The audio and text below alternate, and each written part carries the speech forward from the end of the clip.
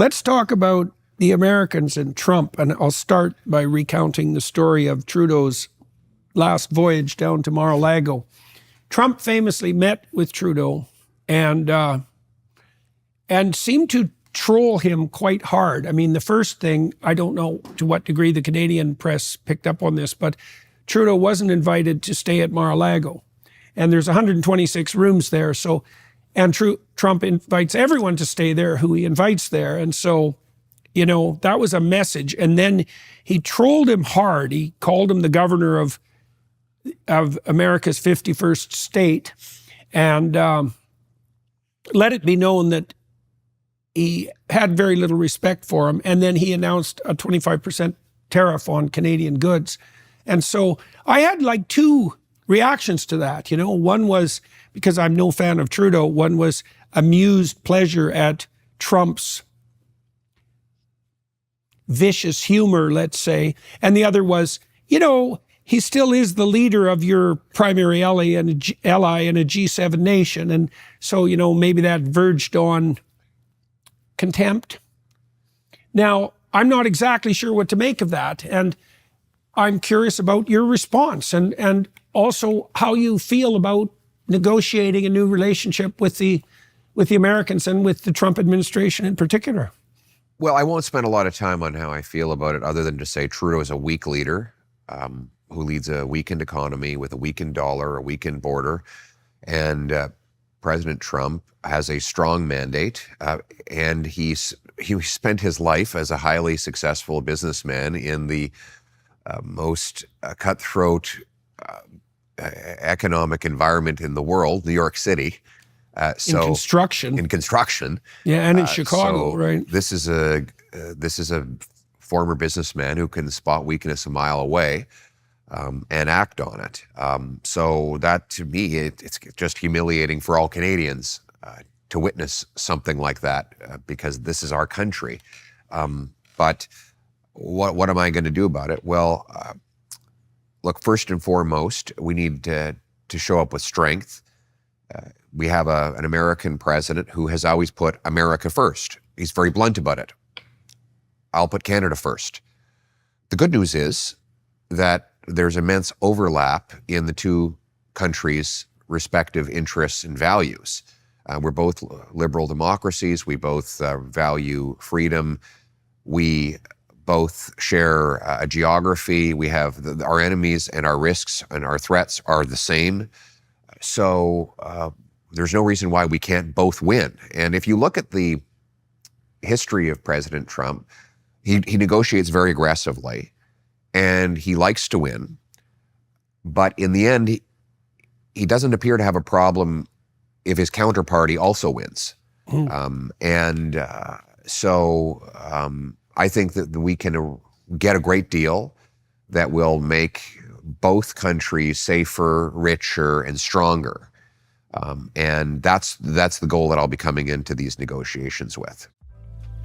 Are you tired of being held back by one-size-fits-all healthcare? Of having your concerns dismissed or being denied that comprehensive lab work you need to truly understand your health? I want to tell you about Merrick Health, the premier health optimization platform that's revolutionizing how we approach wellness and longevity. What sets Merrick apart isn't just their cutting-edge diagnostic labs or concierge health coaching, it's their commitment to treating you as an individual. Their expert clinical team stays at the forefront of medical research, creates personalized, evidence-based protocols that evolve with you. Unlike other services that rely on cookie-cutter solutions, Merrick Health goes the extra mile. They consider your unique lifestyle, blood work, and goals to craft recommendations that actually work for you, whether that's through lifestyle modifications, supplementation, or prescription treatments. And with a remarkable 4.9 out of 5 rating on Trustpilot, you know you're in great hands. The best part is you can get 10% off your order today. Just head to merrickhealth.com and use code Peterson at checkout. That's merrickhealth.com, code Peterson for 10% off. Stop guessing and start optimizing your health today with Merrick Health, because your best life starts with your best health.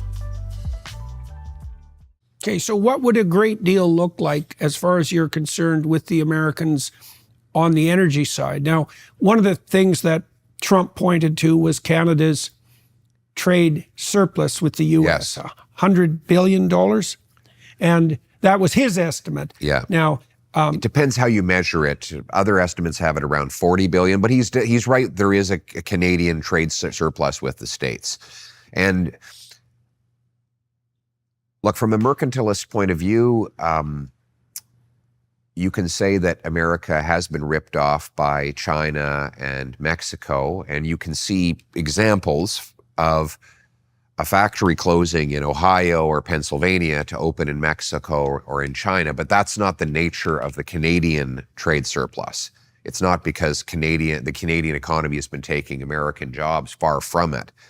The nature of our trade surplus with America is that, yes, it is a ripoff.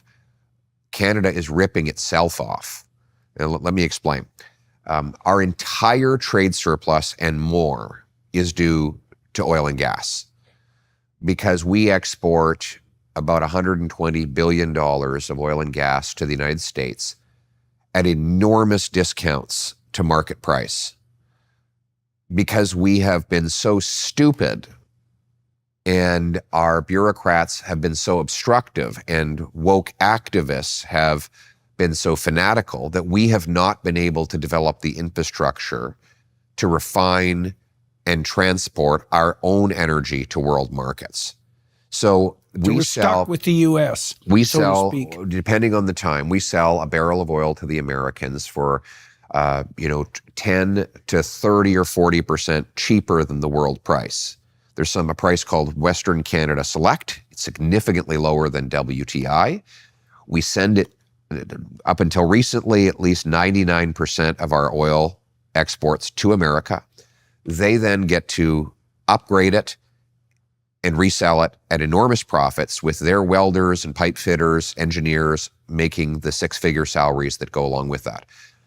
We give all of our natural gas exports to the United States because we don't have an operating liquefaction terminal to send it away ourselves. So they get our natural gas at massive discounts, and then they can decide if they want to liquefy it and ship it off to world markets at literally $5. So that is the trade surplus he's talking about. Now, if he were to stop that today, what it would mean is that American workers at refineries and in other value-added places would lose their jobs, and Americans would pay higher energy prices. So that would not be good for America.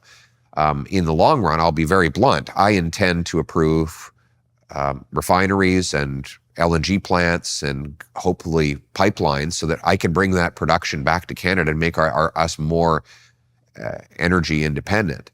But in the short run, if President Trump wants to make America richer, the last thing he should want to do is block the underpriced Canadian energy from going into his marketplace. In fact, what I would encourage him to do is to approve the Keystone Pipeline so that we can create jobs for American workers who will build and install it, but also create much more wealth for Alberta and Saskatchewan in having their product reach tidewater in the US Gulf Coast and get world prices. So that's an economic win. It's not just oil and gas though. We have the strategic minerals that are necessary for warfare and for the modern digital economy in Canada that we could be exporting to the United States, breaking both of our dependency on China. We have the energy, the electricity. We have a major surplus of electricity, a surplus that we could even grow further, that could be used for data centers that America cannot build fast enough.